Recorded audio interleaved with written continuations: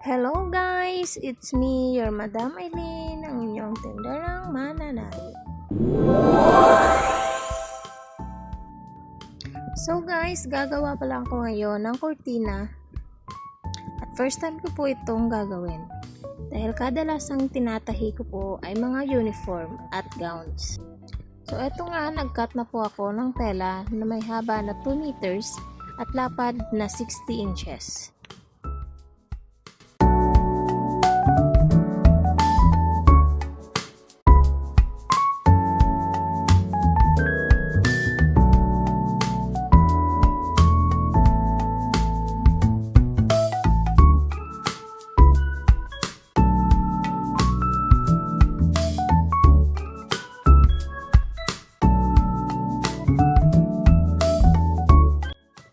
Pagkatapos nga mag-cut ng tela ay nag-cut na rin ako ng grommet nang sa ganon ay tuloy-tuloy ang aking pananahi.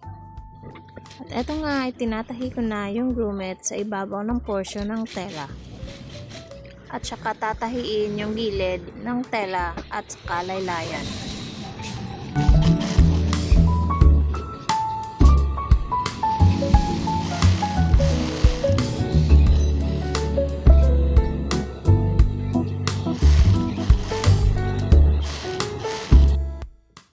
Tapos nga ang tahiin ay kailangang tanggalin ng tela na to sa may bilog na part para mailagay ang grommet eyelets. Kaya naman ginamitan ko na lang ng soldering iron para mas mabilis at mas malinis ang aking gawa. Pagkatapos nga niyan ay pwede nang ilagay ang grommet eyelets. At natapos ko nang gawin ng isang panel ng kortina. At nakagawa ako sa loob ng 35 minutes ng 4 na kortina. At dahil first time ko nga pong gumawa ng kortina, ay baka naman meron kayong mga suggestion kung paano ang technique para mas mapabilis at mapaganda ang pagtatahi ng kortina. Ay comment nyo lang po sa comment section para nang sa ganon ay magdagdagan din ang aking kaalaman. Hanggang dito na lang po. Thank you for watching. See you on my next vlog. Thank you. Bye!